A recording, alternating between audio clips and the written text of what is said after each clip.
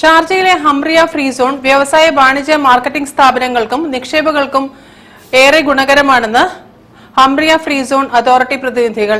Free സോണിന്റെ സവിശേഷതകളെക്കുറിച്ച് commercial director Ali Sayyid Al Jawar സംസാരിച്ചു. Calicut management association, Sreenarayana educational സൊസൈറ്റിയുടെ institute of management studies and research, Prasad associates എന്നിവർ സംയുക്തമായി ഹംറിയ ഫ്രീ സോൺ സെമിനാർ കോഴിക്കോട്ട് സംഘടിപ്പിച്ചു. Hamriyah free zone authority commercial director Ali Sayyid Al Jarwan മുഖ്യപ്രഭാഷണം നടത്തി.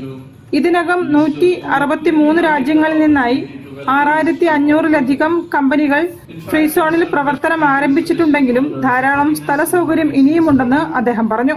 ഇന്ത്യയിൽ നിന്നും പ്രത്യേകിച്ച് കേരളത്തിൽ നിന്നുള്ള ആളുകളെ ഏറെ പ്രതീക്ഷയോടെയാണ് അതോറിറ്റി നോക്കിക്കാണുന്നതെന്നും അദ്ദേഹം കൂട്ടിച്ചേർത്തു.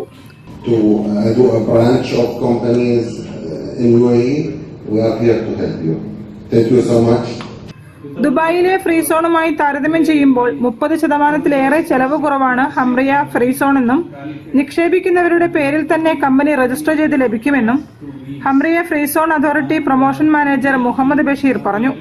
Calicut management association president K Anandamani അധ്യക്ഷത വഹിച്ചു. Hamriyah free zone authority sales manager Omar Rashid Aleem, Prasad associates ഉടമ Beauty Prasad, SNES IMSAR director doctor Saji Kuriakose എന്നിവർ സംസാരിച്ചു.